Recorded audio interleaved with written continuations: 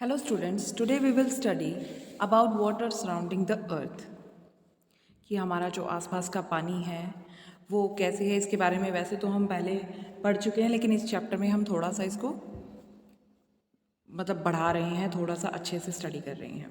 So we have read in the previous chapter that the planet earth is often called the water planet और the blue planet because of the presence of abundant water on it. हम सब जानते हैं कि हम अपनी earth को water planet या ब्लू प्लैनेट कहते हैं क्योंकि हमारी अर्थ के ऊपर पानी की जो मात्रा है वो बहुत ज़्यादा है। Water covers about 71% of the Earth's surface and is present as oceans, rivers, lakes, underground flow, glacial ice and water vapors in the air. हर जगह 71%, अगर वाटर की हम टोटल मात्रा की बात करें तो 71% है, और वो 71% में हमारे ओशंस में है, रिवर्स में है, लेक्स में है, हमारे अंडरग्राउंड है नीचे, और जो ग्लेशियर्स हैं उनके अंदर है, और जो वाटर वेपर जो हवा के अंदर मौजूद है जिसे हम ह्यूमिडिटी कहते हैं, तो वहाँ पर भी पानी की मात्रा है। तो ये सारी चीज़ें मिलाकर टोटल जो है 71% पानी बनता है। More than 97% of this rain of water on the earth is salt water present in oceans and seas. About 2% is glacier ice and less than 1% of all the water on earth fresh water in rivers and lakes। तो यहाँ पर क्या है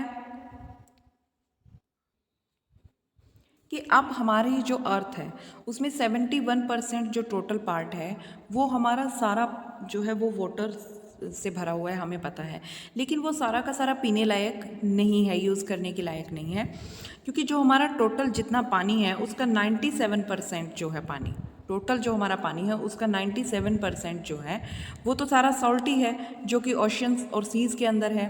फिर बच गया जो 100% में से 97 घटाएंगे तो हमारे पास 3 बचेगा। तो 3% में से 2% जो है वो ग्लेशियर जो आइस है ग्लेशियर्स के अंदर मौजूद है। वो भी वैसे तो वो फ्रेश वाटर माना जाता है, लेकिन वहाँ पर जाकर पी तो नहीं सकते ना हम, आइस के फॉर्म में हम उसे पी नहीं सकते। और फिर बचा 1%, यानी कि अब 97 प्लस 2 हो गया 99। अब ओनली 1% पानी जो है वो हमारे पास बचा है। तो 1% पानी भी पूरा पीने लायक नहीं है।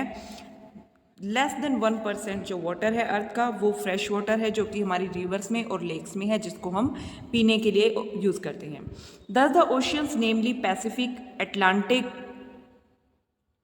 Indian and Arctic are the largest reservoirs of water on our earth. Let us study about these principal water bodies, their nature, source, movement and importance of in our life। तो हम जो हमारा ओशियंस हैं वो आप सभी को पता है, पैसिफिक है, अटलांटिक है, इंडियन है, आर्कटिक है, और अब 5वां भी हो गया है southern ocean.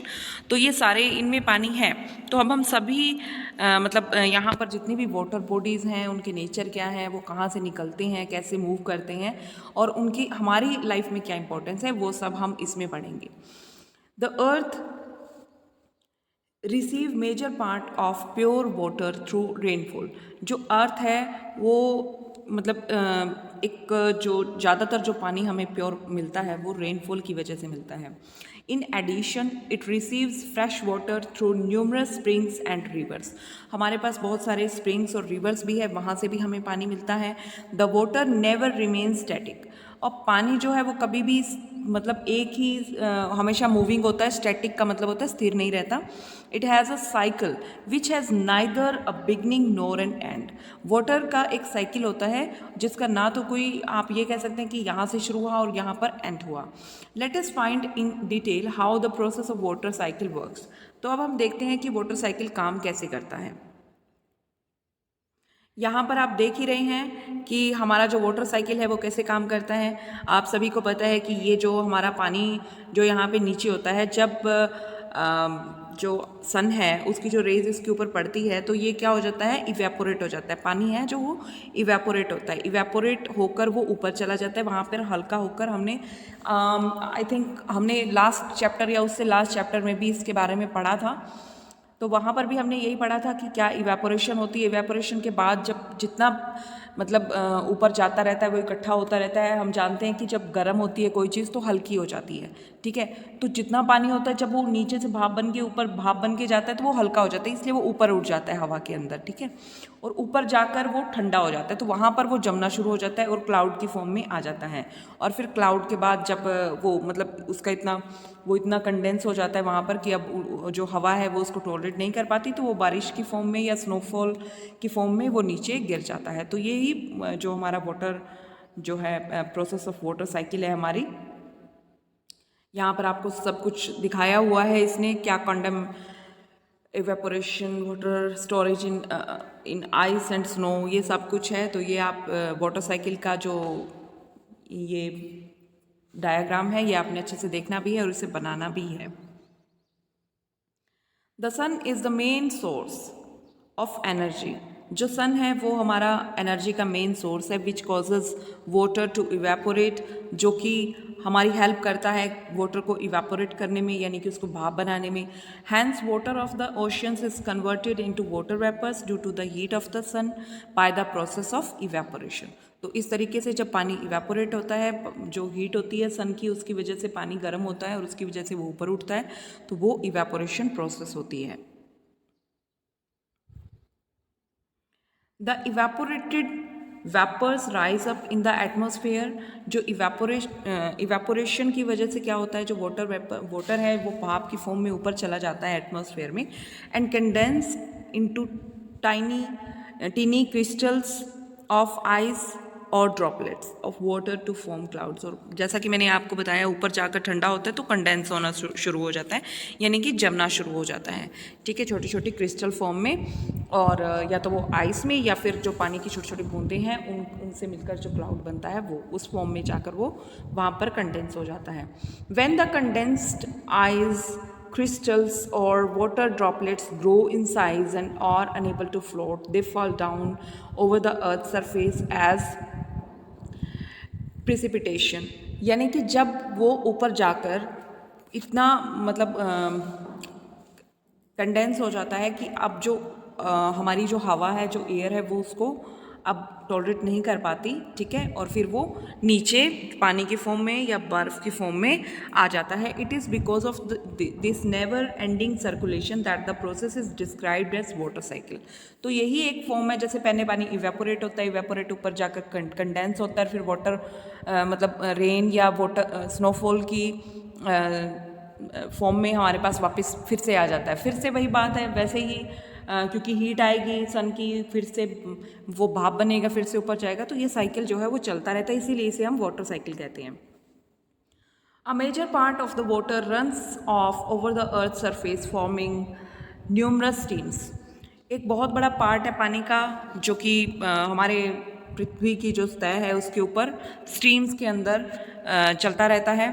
A small part of rain water percolates यानी seeps inside the earth which forms ground water. और जो हमारा रेन वाटर होता है वो हमारी धरती के नीचे जो हमारी मिट्टी है उस पानी को एब्जॉर्ब करती है, तो वो नीचे जो जाके इकट्ठा होता है उसको हम ग्राउंड वाटर कहते हैं। The ground water is very important source of water for plants. जो ग्राउंड वाटर है वो प्लांट्स के लिए बहुत इंपॉर्टेंट है। The plants derive the ground water through their root system. जो प्लांट्स हैं वो ग्राउंड वाटर को अपनी रूट, जो उनकी रूट होती है जो धरती के अंदर होती है, उससे वो पानी को एब्जॉर्ब करती हैं, जो रूट्स हैं। The plants and return it to the atmosphere in the form of moist air through their leaves.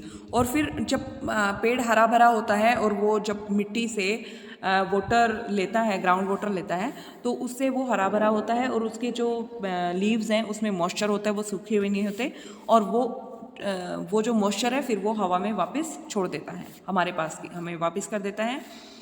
Water is also present in the form of ice crystal in high altitude regions. जो high altitude region होते हैं, यानी कि जो काफ़ी ऊंचे इलाके जो होते हैं, वहाँ पर जो पानी है वो क्रिस्टल की फॉर्म में भी मिलता है, आई क्रिस्टल की फॉर्म में भी मिलता है, क्योंकि वहाँ पर टेम्परेचर कम होता है तो पानी जम जाता है, तो इसलिए वहाँ पर आइस की फॉर्म में मिलता है। Thus we can infer that there is a continuous supply of water to our earth. तो इसलिए हम कह सकते हैं कि हमारी अर्थ पर वाटर की जो है वो कंटिन्यूअस सप्लाई हो रही है। However the distribution of water is not uniform. Uniform मतलब एक जैसा होना, लेकिन पानी का जो डिस्ट्रीब्यूशन है, यानी कि ये हम नहीं कह सकते कि कहाँ पर। अब आप यहीं देख लीजिए कि एक हिमालयन रेंजेस है, मतलब हिमाचल प्रदेश है, जम्मू कश्मीर है, जहाँ पर ये हमारे नीचे के जो नॉर्दर्न प्लेन्स हैं, यहाँ पर पानी की कोई कमी नहीं है, क्योंकि इतनी सारी नहरें हैं। जो हिमालयन रेंजेस है वहाँ से नहरें निकलती हैं, नदियाँ निकलती हैं। और दूसरी बात, वहाँ पर जो पानी है वो इतना ज़्यादा जमा हुआ है ग्लेशियर्स के फॉर्म में, तो वहाँ पर पानी की कोई कमी नहीं है। लेकिन अगर हम राजस्थान की बात करें, कुछ पार्ट गुजरात की बात करें, तो हम सबको पता है कि वहाँ पर पानी की कितनी कमी है। तो इसीलिए डिस्ट्रीब्यूशन जो है वाटर का वो बिल्कुल सेम कहीं नहीं है। Some areas receive heavy rainfall और स्नोफॉल। कुछ एरियाज तो ऐसे हैं जहाँ पर बहुत ज़्यादा स्नोफॉल होती है, बहुत ज़्यादा रेनफॉल होती है, विच इंक्रीजेज वाटर सप्लाई, जिससे वहाँ पर वाटर सप्लाई बढ़ जाती है and makes it surplus there, और वहाँ पर पानी की ज़्यादा मात्रा हो जाती है। जहाँ पर जो फ्लड प्रोन एरियाज होते हैं वहाँ पर इसी वजह से होता है, क्योंकि वहाँ पर बारिश सारा साल चलती रहती है। On the other hand, areas receiving low rainfall और snowfall have scarcity of water, और वो एरिया जहाँ पर रेनफॉल कम होती है या फिर स्नोफॉल कम होती है, वहाँ पर वाटर की कमी हो जाती है। We can regulate this resource by storing the surplus water in large reservoirs और by conserving it in several other ways. तो हम क्या करते हैं, जहाँ पर पानी की कमी होती है वहाँ पर इस सरप्लस वाटर को हम, मतलब जो भी हमारे पास जब वाटर होता है तो वहाँ उस पानी को हम स्टोर कर लेते हैं। रिजर्वोयर्स का मतलब जहाँ पर, जैसे आप देख रहे हैं वाटर रिजर्वोयर्स हैं ये जैसे टैंकी बनाई हुई है या ये डैम वगैरह बनाए हुए हैं यहाँ पर, तो वहाँ पर उसको दूसरे तरीके से यूज़ किया जाता है या स्टोर किया जाता है to sustain life on the earth, ताकि हमारी जो लाइफ है,